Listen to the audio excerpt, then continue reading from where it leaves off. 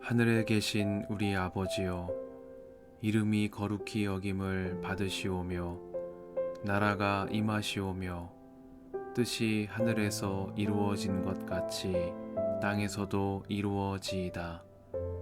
오늘 우리에게 일용할 양식을 주시옵고 우리가 우리에게 죄 지은 자를 사하여 준 것 같이 우리 죄를 사하여 주시옵고 우리를 시험에 들게 하지 마시옵고 다만 악에서 구하시옵소서. 나라와 권세와 영광이 아버지께 영원히 있사옵나이다. 아멘.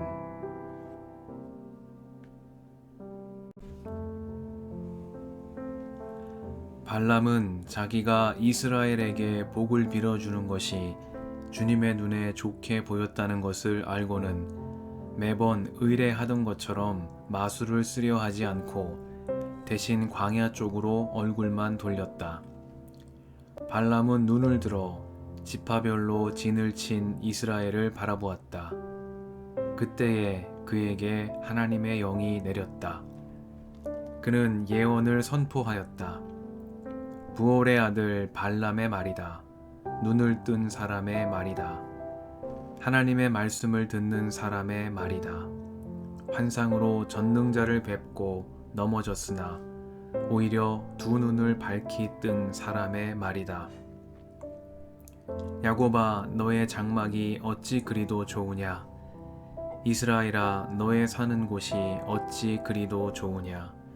계곡처럼 뻗었구나. 강가의 동산 같구나. 주님께서 심으신 침향목 같구나. 냇가의 백향목 같구나. 물통에서는 물이 넘치고 뿌린 씨는 물을 흠뻑 먹을 것이다. 그들의 임금은 아각을 누르고 그들의 나라는 널리 위세를 떨칠 것이다. 하나님이 그들을 이집트에서 이끌어내셨다. 그에게는 들소와 같은 힘이 있다.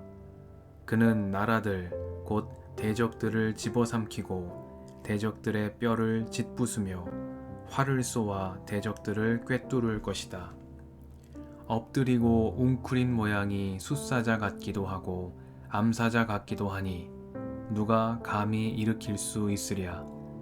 너에게 복을 비는 이마다 복을 받을 것이요 너를 저주하는 자마다 저주를 받을 것이다. 발락은 발람에게 크게 분노하여 주먹을 불끈 쥐고 떨면서 말하였다. 내가 당신을 부른 것은 내 대적을 저주하여 달라고 부른 것이었소. 그러나 보시오, 당신은 오히려 이렇게 3번씩이나 그들에게 복을 빌어주었소. 이제 곧 당신이 떠나왔던 그곳으로 빨리 가버리시오. 나는 당신에게 후하게 보답하겠다고 말하였소. 그러나 보시오, 주님께서 당신이 후하게 보답받는 것을 막으셨소. 발람이 발락에게 말하였다. 나에게 보내신 사신들에게도 내가 이미 말하지 않았습니까? 발락 임금께서 비록 그의 궁궐에 가득한 금과 은을 나에게 준다 해도 좋은 일이든 나쁜 일이든 간에 주님의 명을 어기고 나의 마음대로 할 수 있는 일은 아무것도 없습니다. 나는 다만 주님께서 말씀하신 것만 말해야 합니다. 이제 나는 나의 백성에게로 갑니다. 그러나 들어보십시오. 앞으로 이 백성이 임금님의 백성에게 어떻게 할 것인지 내가 감히 말씀드리고자 합니다. 발람이 예언을 선포하였다. 부올의 아들 발람의 말이다. 눈을 뜬 사람의 말이다. 하나님 말씀을 듣는 사람의 말이다. 가장 높으신 분께서 주신 지식을 가진 사람의 말이다. 환상으로 전능자를 뵙고 넘어졌으나 오히려 두 눈을 밝히 뜬 사람의 말이다. 나는 한 모습을 본다. 그러나 당장 나타날 모습은 아니다. 나는 그 모습을 환히 본다. 그러나 가까이에 있는 모습은 아니다. 한 별이 야곱에게서 나올 것이다. 한 통치 지팡이가 이스라엘에서 일어설 것이다. 그가 모압의 이마를 칠 것이다. 셋 자손의 영토를 칠 것이다. 그는 에돔을 차지할 것이다. 대적 세일도 그의 차지가 될 것이다. 이렇게 이스라엘이 힘을 떨칠 것이다. 야곱에게서 통치자가 나와서 그 성읍에 살아남은 자들을 죽일 것이다. 또 그는 아멜렉을 바라보면서 예언을 선포하였다. 아멜렉은 민족들 가운데서 으뜸이었으나 마침내 그는 망할 것이다. 또 그는 겐 족속을 바라보면서 예언을 선포하였다. 내가 사는 곳은 든든하다. 너희 보금자리는 바위 위에 있다. 그러나 가인은 쇠약하여질 것이다. 아시리아의 포로가 될 것이다. 또 그는 예언을 선포하였다. 큰일이다. 하나님이 이 일을 하실 때에 누가 살아남을 수 있으랴. 함대들이 키프로스 쪽에서 온다. 그것들이 아시리아를 괴롭히고 에벨도 괴롭힐 것이다. 그러나 그것들마저도 망하고야 말 것이다. 발람은 급히 길을 떠나서 그가 살던 곳으로 돌아갔다. 발락도 제가 갈 곳으로 갔다.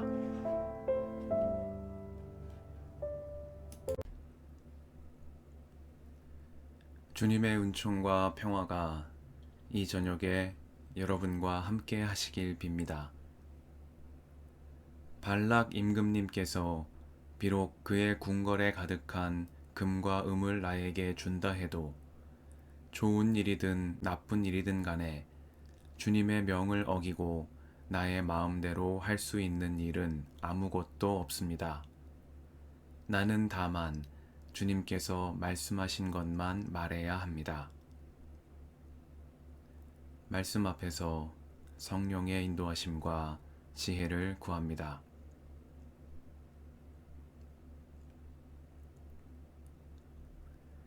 민수기 24장은 발람의 세 번째 예언과 마지막 네 번째 예언을 전하고 있습니다.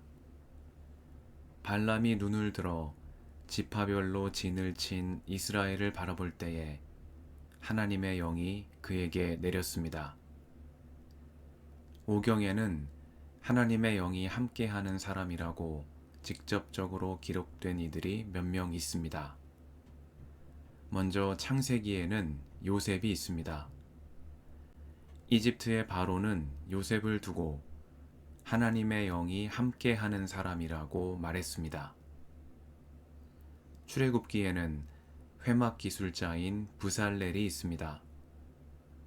주님께서는 모세에게 내가 그에게 하나님의 영을 채워주어 지혜와 총명과 지식과 온갖 기술을 갖추게 하겠다고 말씀하셨습니다. 다음은 민수기의 여호수아입니다. 모세가 하나님께 주님의 회중이 목자 없는 양떼처럼 되지 않도록 하여 주십시오 하고 간구드리자 주님은 모세에게 눈의 아들 여호수아를 데리고 오너라. 그는 영감을 받은 사람이다 하고 말씀하셨습니다. 마지막 한 명은 오늘 본문의 발람입니다. 주목할 점은 요셉과 부살렐과 여호수아와 달리 발람은 이방인이요 심지어 거짓 선지자였다는 점입니다. 그러나 그에게 하나님의 영이 내리자 그는 이스라엘을 향한 하나님의 뜻을 선포하는 예언자의 역할을 하였습니다. 발람이 전하는 예언을 듣고 그를 초대한 모압 왕 발락은 크게 분노하여 떨었습니다. 대적 이스라엘을 저주하여 달라고 부르니가 3번씩이나 복을 빌어주는 모습을 보며 참다 못한 발락이 발람을 향해 말했습니다. 이제 곧 당신이 떠나왔던 그곳으로 빨리 가버리시오. 나는 당신에게 후하게 보답하겠다고 말하였소. 그러나 보시오. 주님께서 당신이 후하게 보답받는 것을 막으셨소. 발락의 파트너였던 발람이 겸손한 대언자로 돌아선 것과 달리 발락은 끝까지 자신이 신의 뜻을 손에 쥔 사람인 양 말하고 있습니다. 그는 지금껏 그래왔듯 궁궐에 가득한 금과 은으로 발람을 매수할 수 있을 것이라고 생각했고 신을 자신의 편에 둘 수 있을 것이라고 믿었습니다. 그러나 발람에게 하나님의 영이 내리자 그는 발락의 파트너에서 하나님의 말씀을 전하는 예언자가 되었습니다. 발락 임금님께서 궁궐에 가득한 금과 음을 나에게 준다 해도 주님의 명을 어기고 나의 마음대로 할 수 있는 일은 아무것도 없습니다. 나는 다만 주님께서 말씀하신 것만 말해야 합니다. 발람의 이 고백은 하나님의 말씀 앞에서 살아가는 이의 태도가 어떠해야 하는지를 일깨워 줍니다. 당장의 위로를 주는 말씀, 듣기 좋고 편안한 말씀만이 아니라 이해하기 어렵고 때로 우리를 불편하게 만들기도 하는 말씀 앞에서도 성령의 인도하심과 지혜를 구하며 말씀대로 살아가려는 겸손한 신앙인의 삶의 자세를 배우게 됩니다. 거짓 선지자였던 발람도 나는 다만 주님께서 말씀하신 것만 말해야 한다고 고백했습니다. 우리의 말은 얼마나 진실한가? 나는 얼마나 말씀에 충실한 삶을 살아가고 있나? 가만히 돌아보는 이 저녁입니다. 함께 기도하시겠습니다.